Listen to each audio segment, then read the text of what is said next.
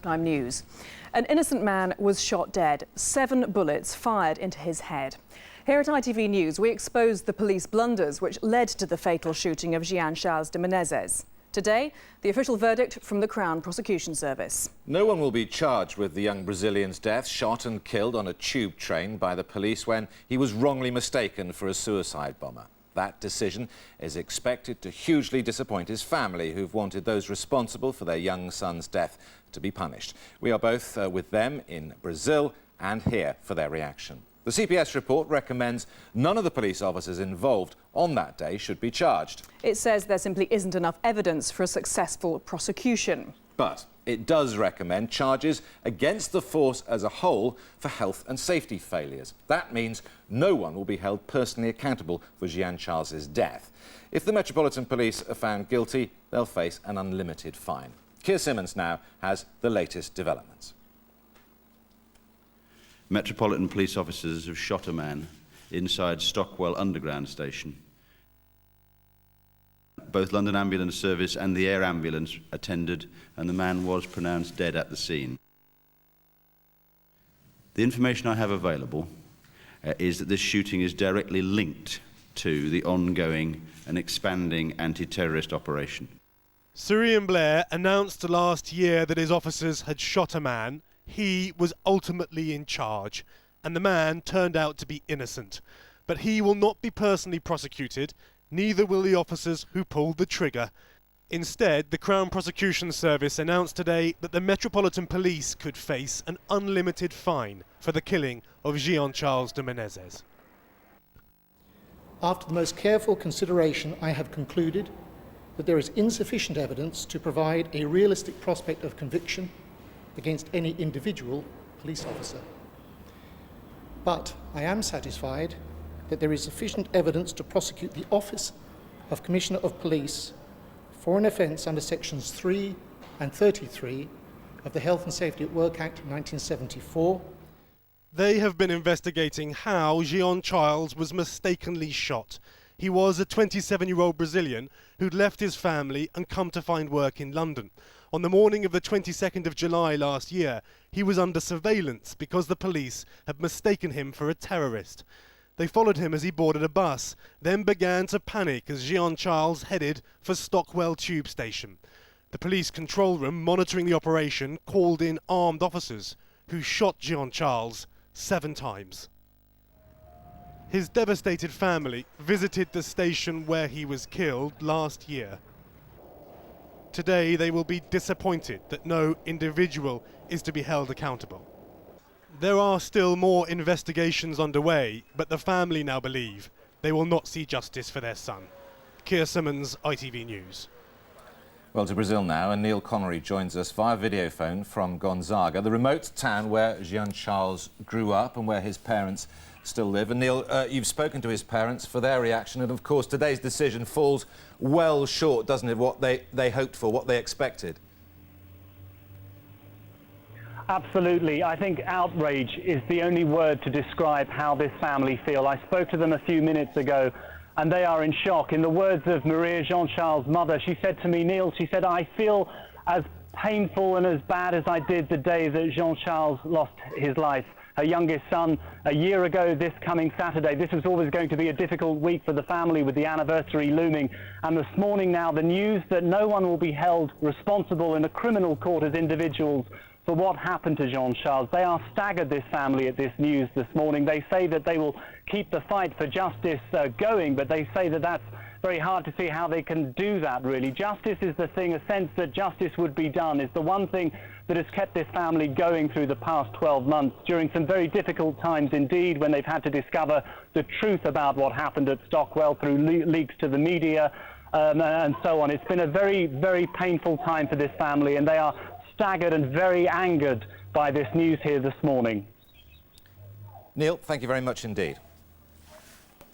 Well, let's join Ian Axton now, who's with Jean-Charles de Menezes' cousin and with the family's lawyers in North London. Ian, they're going to give a press conference, I know, any minute now, but what are you hearing from them so far? Well, Well, the press conference, as you say, due to get underway here any minute now. What we've heard in response to the leaks of what the Crown Prosecution Service has concluded this morning is that the family are very, very disappointed. They have said that they don't consider charges under the Health and Safety at Work Act And I'm sorry we seem to have lost Ian there, but we will have much more reaction on this fast-developing story at 1 o'clock. We'll be speaking to Harriet Wistrich, one of the de Mez's family lawyers, and also one of the senior officers who was on duty that day controlling the firearms unit at Scotland Yard, will also be giving us his reactions. That's live at 1. Now, in other news, a tsunami has hit Indonesia, reportedly killing at least 5 people. The undersea earthquake, with a magnitude of 7.2, struck near the island of Java this morning.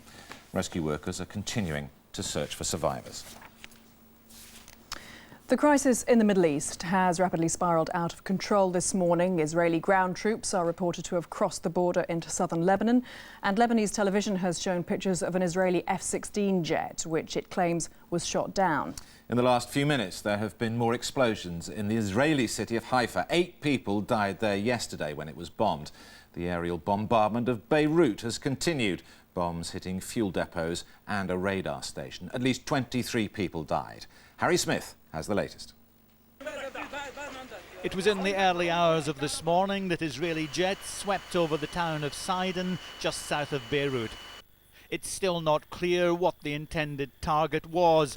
There appears to be no strategic value in this strike. What the missiles hit was a paper factory, which burned well into the day. 3 people were injured, taken by ambulance to a nearby hospital. Further north, Beirut's harbour took a pounding, missiles hitting a parking area for trucks, causing widespread damage and leaving 2 people dead. This driver angrily demanded to know why they were being bombed. Our work is just to help people, he said, to deliver wheat for the bakeries.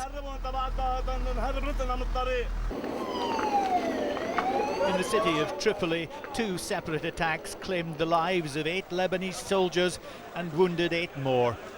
This is in the north of the country, an area where Hezbollah is not known to operate. But the Israeli army said it was targeting radar stations there because they'd been used in an attack on an Israeli ship on Friday. On the Israeli border, tanks continue their barrage against sites the army says are being used to launch rockets against them and civilians. Such has been the accuracy of many strikes. It's fueled speculation that these troops will soon be used in a ground offensive into Lebanon itself. That prospect and the continuing bombardments have sparked a massive exodus. France and Germany among the many countries hastily evacuating their nationals. They leave behind a country already battered and fearful of what is yet to come. Harry Smith, ITV News. Well, the first Britons have been airlifted out of Lebanon today. 40 were flown out on a helicopter to Cyprus, most of them women, children and those who are seriously ill. However, there are an estimated 10,000 Britons stranded in a war zone, unable to flee the escalating crisis.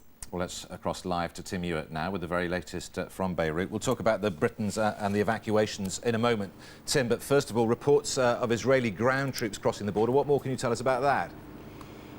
Yes, our understanding here in Beirut is that the Israeli Defense Force has crossed the border to establish a buffer zone, we're told, of about 1 kilometre. So it's not yet, at least, a full-on invasion in the sense that they are pushing further and further north. But the understanding of the situation here, as I say, is that there has been an incursion. It's a 1 kilometre security zone around that border. Perhaps as significantly as that, we've just had reports from 2 TV stations here, backed up by some picture, that an Israeli jet has been shot down near Beirut. There are pictures of what appears to be a ground-to-air missile being launched, and then the claim is that the Hezbollah, who presumably fired the missile, have hit an Israeli F-16. Now, if that is the case, that's quite a significant development. Indeed, Tim. Any more news on evacuation of British citizens in the area? We understand 40 or so have already been evacuated this morning. Was that the start of a major evacuation? Well, it's the first stage. These were the people deemed to have been in greatest need. They were women and children, young children, and some people who needed urgent medical treatment. The way that they were taken out of the country was on 3 helicopters, which had earlier brought in an EU delegation.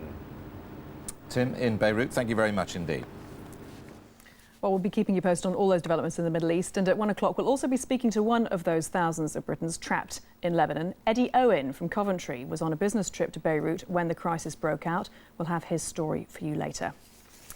But there is much more still to come here on Lunchtime News, including the woman who was a miracle baby herself is now pregnant. Britain's first test tube child talks about becoming a mum. And following the fantastic response during our transplant week, we've a roundup of just how many people signed up to become organ donors. All that and the later possible for the dreams of millions of infertile couples come true said it was now her dream to have a family, which will be coming true. Helen Callahan reports. All births are special, but when Louise Brown came into the world in 1978, she made medical history. She was the world's first test tube baby. Infertility treatment's undergone a revolution since then. Now 27, she's Louise Mullender, married to Wesley, and the couple are expecting their first baby. I'm feeling fine. I've had no sickness, no anything really. Wasn't really expecting it. Was relieved because obviously rumours go around, like obviously when I was younger, oh, can you have children? Have you got to go through the IVF programme? I was a bit relieved, I think, obviously there's nothing wrong. A lot of people remember you like this as a tiny baby. What's it like for you when strangers come up to you really with all this affection for you? Generally older people that can remember just generally say, oh, how are you, and ask how I'm doing, and I mean, a lot of them have said congratulations, and they're really happy. She's lived her life under the spotlight. 100 other people born thanks to in vitro fertilisation helped her celebrate her 25th birthday. So when she has her baby next year, will the scientists and media be there to capture the moment? No. That's an easy one to answer. I said that from the start. I said no. I said because obviously my birth was filmed. And I've seen it, and no way. It's alright, I'll have my camera. Helen Callahan reporting there. And speaking of baby Browns, the Chancellor Gordon Brown and his wife Sarah are parents again. Yes, his wife Sarah has given birth to a baby boy weighing 8 pounds, as yet unnamed. The couple, of course, have a 2-year-old son, John. And, of course, sadly, the Browns' first child, Jennifer, who was 7 weeks premature, died when she was just 10 days old. So congratulations to them. Now, let's update you on our Chance for Life series, which we brought you last week. We reported on the desperate shortage of organ donors and how every day one person dies waiting to be given the precious chance to live.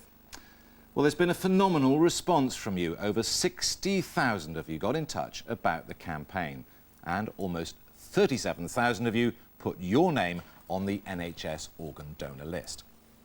Well, Sue Falvey from UK Transplant joins me now in the studio. Sue, it has been a remarkable response. We were bowled over here at ITV News. You must have been thrilled. Oh, absolutely fantastic response, and we're obviously extremely grateful for both ITN for helping us, and of course to those nearly 60,000 people who, over half of them who've had signed up, and others who have taken information to make a decision for what they want after their own death. And of course what this does mean in realistic short-term terms is that for those people who are waiting for a transplant, they've now got greater hope this week than they had last, haven't they? Absolutely. I mean, the public have done exactly what we want people to do, which is actually to think about it during your own lifetime, decide what you would want to happen to you after your death, sign on the register, let those closest to you know what your wishes are, and then if something should happen to you and organ donation is a possibility, then your family can hopefully fulfil your wishes and they won't have to make a decision, because 40% of the families, when asked, do say no, and a large number of those say no because they have no idea what their relative wanted.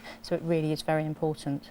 We did hear some wonderful heartwarming tales, and it has been extremely gratifying to be part of this campaign. Thanks very much, Sue. Thank you very much. And if you would like to sign up to the NHS organ donor register, do call 0845 60 60 400. That's 0845 60 60 400. Or you can do it via our website. Go to itv.com/news. And you can also send a text message to sign up. Text the word LIVE to 64118. Time for a short break now, but still to come on the lunchtime news. The latest on our breaking story, our top story, the Crown Prosecution Service report into the shooting of Jean-Charles de Menezes. And Paula Radcliffe talks for the first time about how the pounding of running shoes will be joined by the patter of tiny feet. All that. Lebanese television has in its own time shown pictures of an Israeli F-16 jet which it claims has been shot down. Now, stuck in that war zone are up to, it's thought, 15,000 Britons waiting to flee. Yes, one of them is Eddie Owen, a businessman from Coventry, and he joins us live from Beirut. Eddie Owen, I presume you're desperate to get out, to get home. Any likelihood of that happening? What have you been told? Well, we've not been able to contact the British Embassy today. The lines keep dropping out or showing engaged. So at the moment there's a real lack of information. That must be very frustrating for you. Well, it's certainly frustrating, and it's quite worrying too. As you've probably seen from the media over here, that there are a lot of bombs dropping, and they do tend to vibrate the hotel every so often. Yeah, clearly you must feel you're in danger. How bad is it day to day? How is your mood changing? Well,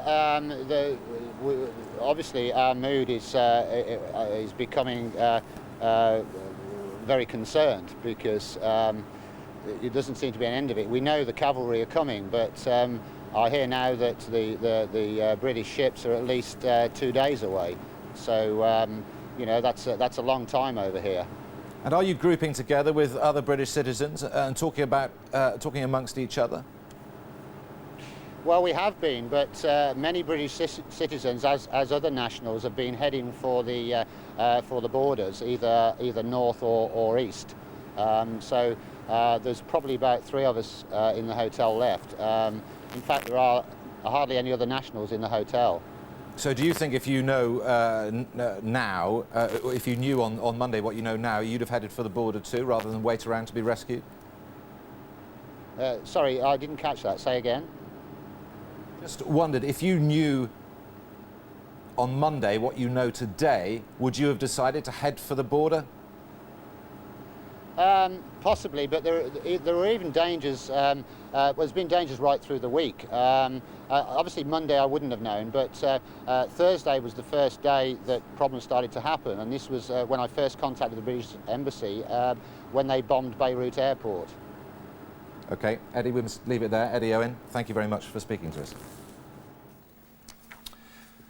Children are being exposed to online pornography, violent images and paedophiles because their parents don't know how to use computers. That's the alarming warning from a children's charity this lunchtime. So for today's Life Matters, we look at how technically savvy children are easily breaking digital locks and using sites their parents have banned. Most mums and dads also have no idea where their children are straying online. That's according to the charity NCH. Helen Smith now on safe surfing. Using computers and the internet. For children, technology is just part of everyday life, but for their parents, it can be baffling. Do you find this whole computer technology confusing? I do sometimes. My children do a lot of computers at school, so they know quite a lot about it, and sometimes they know more than I do. But yes, it can be. A report by the children's charity NCH has shown that 2/3 of parents don't know what a blog is, and nearly half the children surveyed could override the parental controls on their computer. So Charlotte, how easy is it for children to override these controls? I've heard it's really easy. I mean, I know people who can do it, but myself I wouldn't do it because I know of the dangers on the internet. And for people out there that still don't know what a blog is, what is it? It's basically a really simple website where you can just go on and leave a comment and set up your own page where people can leave comments. It's very safe. For parents struggling to cope with technology, NCH and Tesco Telecoms are hosting a series of technology doctor roadshows. Children are masters of the universe when it comes to technology. They have no fear of it at all. They jump straight in and use it without any inhibitions. The trouble is they're lacking very often in the worldly wisdom, so they're not aware of some of the hazards and some of the dangers that they can encounter. A booklet has also been launched to encourage parents to get to grips with technology and help protect their children from the dangers of the internet. Helen Smith, ITV News. Right, it is almost exactly 1 o'clock. Today's main news now. None of the police officers who shot and killed the Brazilian Jean Charles de Menezes will be charged with his death. The Crown Prosecution Service has decided to prosecute instead the Metropolitan Police for health and safety failures. I have concluded that there is insufficient evidence to provide a realistic prospect of conviction against any individual police officer. And today's other main story, an Arab television station has shown pictures of an Israeli F-16 which has apparently been shot down, and Israeli ground troops which have crossed the border.